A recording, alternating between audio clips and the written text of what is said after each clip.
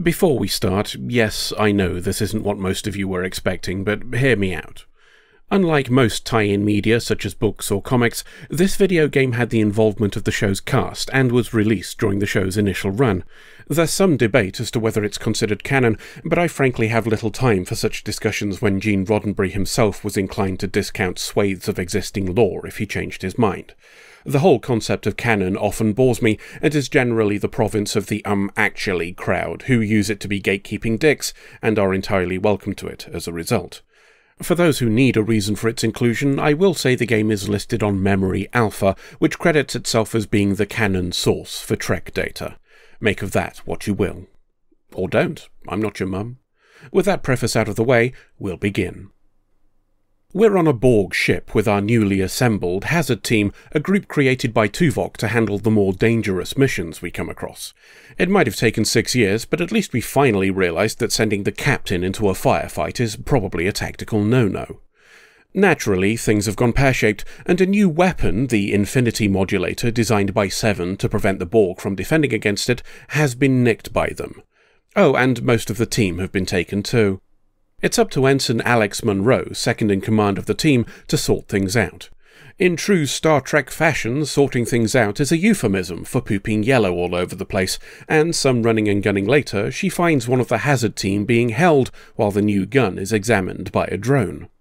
Nicking it back is enough to provoke a response, which is fine as we've now got an anti-Borg gun, so we switch to pooping purple. Beesman is the name of the guy we've just rescued, but we needn't have bothered as the drones have adapted to his standard gun, and he gets nabbed by more Borg while we're off shooting at gubbins. A little exploring leads Monroe to the bulk of the team, who are behind a force field. The console to open it isn't playing nice, so she just kabooms it instead. Joke's on her, as the kaboom is significantly more powerful than expected, and everybody dies. Or they would have done if this was real. Instead, the holodeck simulation ends and she gets a massive bollocking from Tuvok, which I think is fair enough. Training will have to wait as Voyager's under attack. We're getting our arse handed to us and things are looking grim, but Voyager manages to get the upper hand just in time and kaboom the other ship. Slight problem, it farts out a science wibbly that teleports Voyager to an unknown area of space. From the looks of things, we're not the first, and the quantity of wreckage doesn't inspire confidence, but there's not much we can do about it until repairs are complete. That's assuming the warp core doesn't kaboom and kill us all first. Monroe's already wearing a hazard suit, so she gets volunteered to do dangerous warp core stuff. The stuff involves fiddling with 3 separate consoles, because whoever designed the ship didn't create one standard template that can be configured to run any station, thus saving a lot of legwork. Just saying. That's one problem fixed, but the universe provides another. We've been boarded and the bastards are nicking our stuff. The ensuing firefight, in which Monroe definitely didn't die once after walking into a hail of grenades like a complete and utter twat, eventually results in us routing the scavengers, some of whom look distinctly Klingon. The ship they came on scarpers, and we have a meeting to analyse all that we've learned. In short, Voyager's trapped. Something here is draining power, so even if we knew where the bloody hell we were, we wouldn't be able to leave. Equally bad is that those scavengers were a mix of Klingon, Malon, and human. It's nice to see them cooperating, of course, but it does mean that whatever trapped these ships here, it's lasted long enough for some of the victims to form alliances. We don't know enough about the situation to make a proper plan, so the first job is finding out more. Handily, there's a ship nearby with some power, and that might mean it has working computers with more data about what this place is. Oh, and there are no life signs on it too, which isn't at all suspicious for a ship that still has power in an area that drains power. Someone needs to go and give it a poke, and that someone is the Hazard Team. The boss, Lieutenant Foster, wants us to split up into 2 teams just to make us nice and vulnerable. To be fair, that's a logical choice, as there are 2 different command areas on the ship, so if shit kicks off, we can do both at once and scarper. Beesman, the dick from the holodeck, is a bit upset that it's not a combat mission, presumably not realising that he's in a first-person shooter. Monroe goes to grab some guns, then meets her team in the teleporter room. One is a technician we don't know, but this other guy is someone we've seen before. It's Chatty Blue Lad from the Season 1 episode Learning Curve, an absolutely delightful little throwback. We can only presume his admission to a security team means he and Tuvok have warmed to each other since then. We climb onto the teleporter and get ready for the inevitable firefight. We don't have long to wait. Both teams teleport directly to their respective control rooms, but that's about the only part of the plan which stays intact. Fiddling with the computers triggers an alarm and causes some wee flying beasties to appear out of nowhere and attack. If I didn't know any better, I'd say we were looking at cousins of those space vampires we saw in the Equinox two-parter. Whoever they are, they're not friendly. Pooping ensues and we fight them off, but that alarm turned on the ship's shields, so we need to go and sort that now. The technician from Monroe's team dies along the way, killed by an electric flaw. Probably anyway, as it could have been a teleporter and Chatty Blue Lad says there was no residue. On the way to shut down the shields, we find a room with a projector of some sort. It shows a station in the middle of the debris field where we're trapped, and Chatty Blue Lad wonders if that might be what's causing the power drain. Bugger all of that though, because the other team's getting the shit kicked out of it. We'd best get down to the generator and turn it off so we can all teleport out of here. On the way, we leave Chatty Blue Lad behind to hold open a door, but pick up the lieutenant in charge, so it's a gain overall. He's a bit hazy on what happened to the rest of his team, but says he managed to get away from the attack. Maybe calling this an overall gain was premature.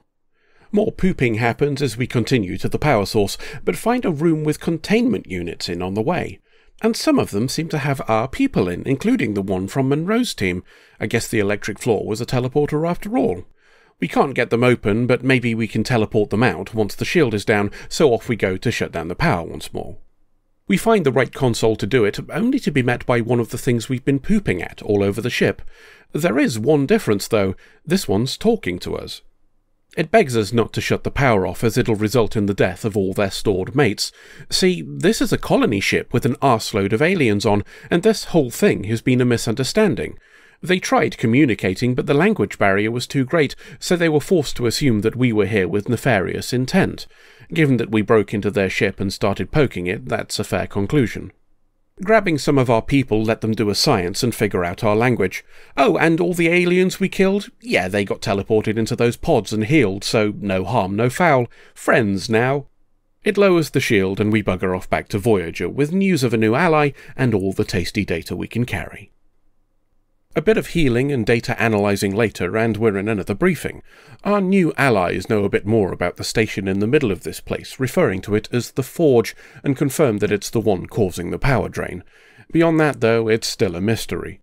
I'd probably go and give it a poke, but Chakotay has different ideas. We found some special power juice that isn't affected by the Forge, and he thinks we can use it to make repairs and scarper. Slight problem, it's held by those scavengers who attacked us earlier. As they nicked a load of shit from us, it seems only fair to return the favour, which is why we're going over to their base, made from parts of ships, to rob them. Oh, and he casually drops that they have some Hirogen in their faction as well. Based on enemy numbers, our boss, Lieutenant Foster, says we're going for a stealth approach this time, a message somewhat confused by Monroe being given a grenade launcher in the armoury. We all go down to the shuttle bay and, after a bit of a fiddle with some docking clamps, away we go. As splitting up worked so well for us on the last mission, we're going to do it again. Some of the others go to different airlocks, while Monroe enters the one where we were dropped, with Foster and some schlub I don't know the name of. It doesn't matter anyway, as they're going to wait at the airlock while Monroe does all the work. How very middle management of them. We're in the Klingon section of the station, and the stealth approach either works far better than it should do, or immediately goes to shit, depending on how willing you are to reload your quicksave. Monroe grabs some of that special power juice while poking around, and has a fiddle with the console to help out another member of the Hazard team. The fiddling isn't well received by some Malon, who just lost power as a result, but it's fine because they blame the Klingons. It would seem their alliance is even shakier than their base. Monroe finishes her allotted portion of burglary and starts to head back, only to be stopped by Lieutenant Foster. We've lost contact with another member of the team, and he wants us to go and check. I guess we're meeting the Malon as well as the Klingons. The Malon ship has an above-average number of OSHA violations, but that's to be expected from radioactive waste dumpers, I guess. Some exploration takes us all the way through the Malon section and into the Hirogen, where we find our missing guy in a vent. He's a mess after being ambushed by Hirogen, and they've nabbed his gun, too. Janeway's going to be furious. He also didn't manage to get all of his power juice, so we need to go and grab one of those. We teleport him back to the entrance, somehow, but not until he's warned us of another ambush up ahead. Pooping happens and the ambush does a dead. We've even spotted where the last power juice is, but getting to it's going to be a bit of a bugger. There's an implausible crane setup to cross a gap because this is an early 2000s shooter and you're legally obliged to have one, but we can't access the controls. Telsia can though, the one who we thought had died earlier on the space vampire cousin ship, but was actually just captured. She starts up the machinery for us before she's ambushed by humans and promptly captured again. I guess she's Voyager's princess as we're off to save her and explore the human section of the station while we're at it. Hello, that's not a Federation symbol. Whoever brought Voyager here can apparently reach across dimensions, too. There's some more stealth, assuming you've got the patience for it, or some pooping if you haven't. Monroe discovers Telsia's in the sick bay of this wreck, but there's rather a lot of people in between it and her. Rather than go full Lon Suda, she instead dresses in native garb and walks her way past them. I see security training is as competent in the Terran Empire as it is in Starfleet. We get to the sick bay, and when the doctor there asks us to grab a truth serum to inject into Telsia, we instead stick him with a sedative. Monroe suggests pretending Telsia is her prisoner and walking straight out of the front door, an idea that goes about as well as you'd expect. In the resulting firefight, we murderize their captain, but to be fair, he started it, so fuck him. Monroe distracts some others so Telsia can sneak by, then we shoot them anyway, so it's largely academic. One last hurdle comes in the form of a particularly damage-resistant Hirogen, but at least it gives us his minigun after he does a dead, which I think is very sporting of him. We get back to Lieutenant Foster and the others and prepare to scarp her, only to be ambushed by the Borg. They grab the special power juice and Foster before buggering off. That's terrible, obviously, but as we're the second in command of the hazard team, I think it also means we just got promoted. Tuvok's pissed at us again, only this time for not shooting at the Borg when we had the chance. Okay, we'd have probably hit Foster, but he considers this a fair exchange for not losing the special power juice.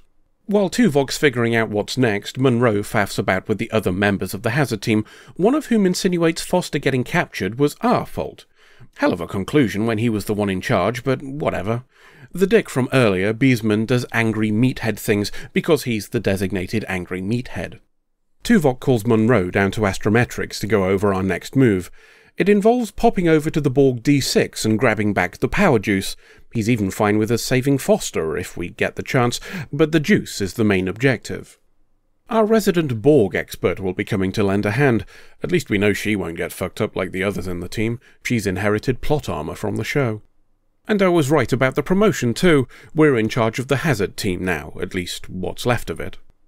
Before we teleport over, Beesman has a pissy whine at us for not being assigned to the mission, as he wanted to go and shoot some stuff. That's also precisely why he's not coming, which is a fair call by Monroe. She's already doing a far better job than Foster.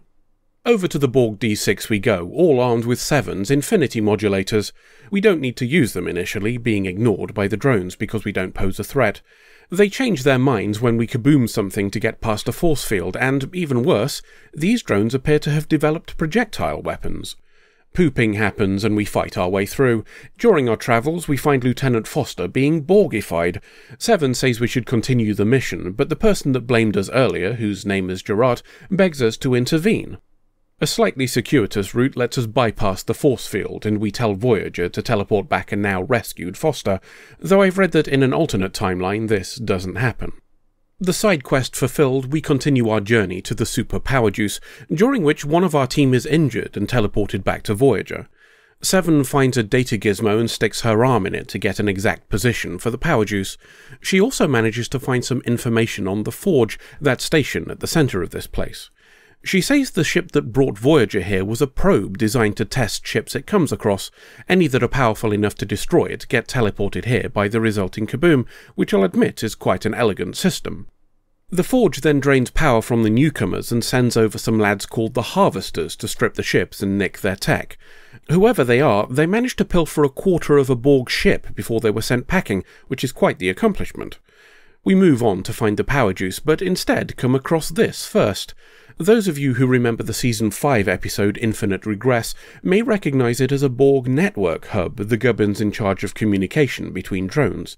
And ex-drones, it seems, as the ship's collective speaks to us through Seven. They want to make a deal, something they wouldn't normally entertain, so there's clearly some serious shit going down. The shit in question is a bit of a number species infection, those three-legged aliens we helped to combat by making a biological weapon of mass destruction back in Scorpion. There were some on the D6 when it got pulled here, and they've been expanding their numbers. They've also nicked the power juice, so we'll have to go and deal with them anyway.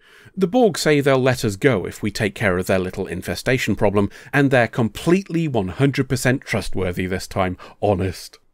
It's an excuse to shoot something new, so we accept the offer and 7 is released. At least this'll give us a chance to figure out what to do when the inevitable betrayal rears its head. The number species are pretty tough, but thankfully 7 upgraded all of our guns, presumably with her minibots, as a precaution after the last time we met them. I guess we're glossing over the fact that episode ended with a diplomatic solution. A bug hunt ensues, and after rather a lot of number species have done a dead, we find the special power juice we were over here to steal back. Naturally, this is the perfect time for the Borg to try and betray us. The good news is that we got our betrayal in first, sticking a firework under the network hub so we could kaboom it. We teleport away as the Borg D6 undergoes some significant internal redecorating. We arrive back on Voyager to find Tuvok in what passes for a happy mood. The special power juice should have us running again within a couple of days, and we even managed to save Lieutenant Foster, depending on your personal timeline. He tells us we're all to rest until further notice, which I suspect won't be long based on the fact that Monroe's next job is to go and get acquainted with a new weapon. She makes some holographic Klingons do a dead, which feels a bit insensitive to me, then goes to the mess hall for a chat with Tulsia. The rest and recreation goes straight out of the window when somebody spots a problem through one of Voyager's. It's an incoming ship, and it looks terribly menacing, until you notice that somebody's given it a big pair of spiky tits. Monroe thinks it's those harvesters 7 mentioned on the Borg D6, which is bad for Voyager, but good for me, as it means I can refer to the spiky tit ship as the Bravister. Time for a meeting, and 7 concurs with Monroe's assumption. She thinks the Forge, that station in the middle, has sent out the Bravister to strip down Voyager for parts. Voyager hasn't got any guns or shields working yet, but Kim might have an answer. The data we got from the space vampire cousins mentioned a heavily armed ship nearby, and one that looks both powered and uninhabited. If anybody at the meeting has realised we said the same about the last ship we went to, they keep it to themselves. Anywho, Chakotay and Kim think we could use it to kaboom the Bravister before it gets here. In the absence of a better plan, it looks like we're going with this one. When Kim said heavily armed, he wasn't fucking about, as it's basically just one big gun nearly a kilometre long. On the plus side, that means all of the important stuff is stuck into a relatively small area at the back of the ship. Still, we're not taking any chances, and the away team will be a large group along with Tuvok to get it working. I'm a little surprised Janeway could resist the urge to fire it herself. To the space gun we go, where we discover, to nobody's surprise, that the ship is not as uninhabited as we were led to believe. Not by crew, as they're long gone, grabbed by harvesters, suggests Chatty Blue Lad. Instead, we find a handful of scavengers, who just so happen to have popped over here at the same time as us. Not many, though, and we make them do a dead. The simple job we were promised goes even further down the shitter when we get to the control room. An audio log reveals Chatty Blue Lad might have been on the money when he said the crew got messed up by harvesters. Even worse, whatever system was in charge of priming the gun has been damaged, so Monroe and company have to go and load it themselves. That would be simple enough, were it not for the significant number of robotic wankers and automated turrets. Odd that they didn't prevent the crew getting murderized by harvesters, but if they'd been destroyed back then, I guess we'd have nothing to kaboom now. Cue more shooting, with an ever more irate Tuvok urging them to get a bloody move on. We load the space gun, eventually, and hit the Bravister just as its spiky tits extend and clamp onto Voyager. Rather than the expected giant kaboom, the Bravister is instead only disabled. Personally, if I was sold a half-mile-long gun and it didn't instantly vaporize whatever it hit, I'd want my fucking money back. Back on Voyager, things are going poorly. We may have stopped the Bravister from tearing the ship apart entirely, but the harvesters themselves have boarded for a bit of the old looting. Thankfully, the hazard team are back and ready for poopin'. After a quick rearm and a heal from the doc, who's using the armory for triage for some reason, we go off to get a proper look at these harvester things. Just like Harry Kim in Season 5, Voyager's suffering from a dose of space crabs. On the plus side, these ones are easier to deal with than his, and a bit of shooty bang bang makes them go away. They've also done a bit of internal redecorating too, though as this is a turn of the Millennium shooter with the obligatory pin-up poster, maybe a bit of redecorating isn't a bad thing. During the fight, Monroe ends up trapped in a cargo bay with harvesters and is rescued by beesmen. At least that's what's supposed to happen unless you're naturally cautious like me and avoid the falling surface, meaning you can bide your time until the scripted rescue event. Still, it's the thought that counts, and he's now officially off Monroe's shit list. Some more pooping gets rid of the rest of the harvesters, and saves Tuvok and Neelix to boot. We've still got the Bravista attached to the hull, but maybe the sight of it will dissuade any further scavenger attacks. Meeting time again, and we're being updated on how things are going. The special power juice is working, but maybe not enough for us to scarper, not while that station in the middle, the Forge, is still draining us. Monroe wants to go and kaboom it, arguing that many people on Voyager want to go on the offensive, the ones who weren't just killed in the Harvester attack anyway. Still, the chance to blow something up convinces Janeway, and she even suggests it's our moral responsibility to stop whoever's trapping other ships, so that'll make it sound good in her report as well. Monroe even has an idea. The Forge will kick the shit out of any approaching vessel it doesn't recognise, but we've still got the Bravista. A hazard team on that could sail straight past their defences and bring them down for a full attack from everyone else. Apparently, the Bravista even has an autopilot for the return trip. How we use that when we disable the ship with a big space gun is another matter, but let's ignore that for now. The recall function works, and our team, consisting of Monroe, Beesman, Telsia and Chatty Blue Lad, arrives on the Forge. There are a few more space crabs, but nothing a seasoned team can't handle, or largely ignore while the player does all the work. We find the controls for the defences, and some new life forms too. They're presumably the cousins of the space crabs, but this time bipedal, so we'll call them Homo crustacean. Then we shoot them. Chatty Blue Lad does a science to the defences that shuts them down, probably, and we let Voyager know that more teams can pop over in shuttles. While they do, we're going for the main prize, whatever's causing the power drain.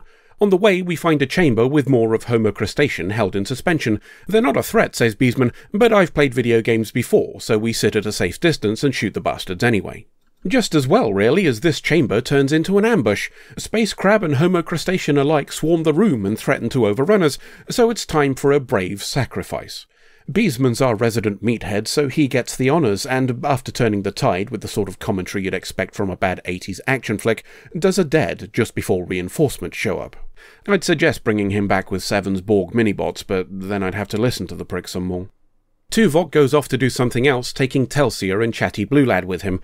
He leaves 2 other Hazard team members, whose names I didn't bother to learn and see no point in doing so now. More fighting happens, along with a new beastie that doesn't do much different from Homo crustacean beyond farting blue hula hoops at the player, and we find a new area filled with those pods. Rather a lot of them. An army, in fact. That's what the voice in our heads says anyway. We're hearing the Vorsoth, which might be an individual or a species, and they must be the big bad as they monologue about making the army and how it's going to be used to conquer the galaxy. One of our replacement teammates is a Betazoid though, and uses psychic shenanigans to block the voice. We give Tuvok a call for a quick chat and decide we should kaboom the whole station rather than just shut off the power drain, though we still need to do the latter first because reasons. To the generator then, while other teams plant explosives.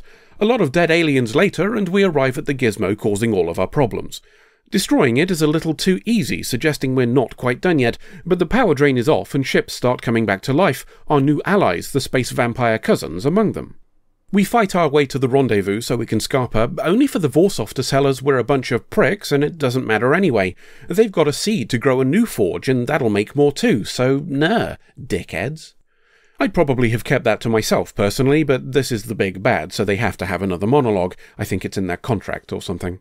As the others scarper, Monroe decides to go and fight them alone and ignores orders to the contrary.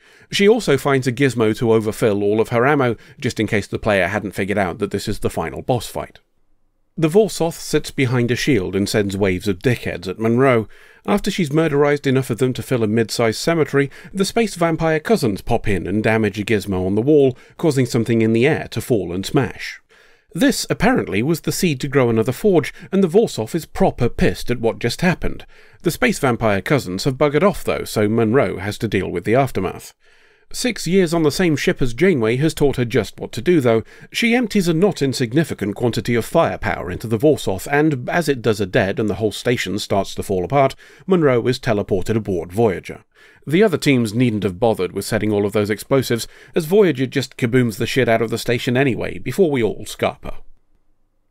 The space vampire cousins give us a call to thank us for the whole saving their lives thing, and we discover that we're still in the Delta Quadrant, but a few months closer to home. Ensign Monroe gains an extra pip and becomes Lieutenant Monroe, which is a curious way to discipline someone who ignored orders, but Janeway overlooked that and a full-on murder a couple of episodes ago, so at least it's in character. We leave them to celebrate in the mess hall, and the player to wonder if there was any point in saving Lieutenant Foster, as we haven't heard a peep about him since, as we fly away. Well, it's not going to win any awards, but I still think it was better than Nemesis. The plot is largely a contrivance to get some known alien species into the game, but that's understandable when you're making a game based on an existing IP. Not including recognisable things to shoot would have caused an uproar from the fans. That said, it still does a fair job of fleshing out the plot to one that mostly works, even if many of those elements are borrowed from existing stories. The Vorsoth says they're grabbing individuals to add to their perfection, which is essentially a photocopy of the Borg, and taking ships from all over the place is straight from the playbook of the Caretaker back in Voyager's pilot. If we're being particularly ungenerous, then the idea of an army held in suspension is from Dragon's Teeth too. But it does some things right. I'm generally of the opinion that the best way to make a tie-in is to sidestep existing story and make your own in the same universe. Having the main cast essentially be supporting characters covers this nicely, though that does come with the downside of you not giving a single shit about any of the people you spend the most time around. It is a trade-off, but I'd argue it's the best of the available options.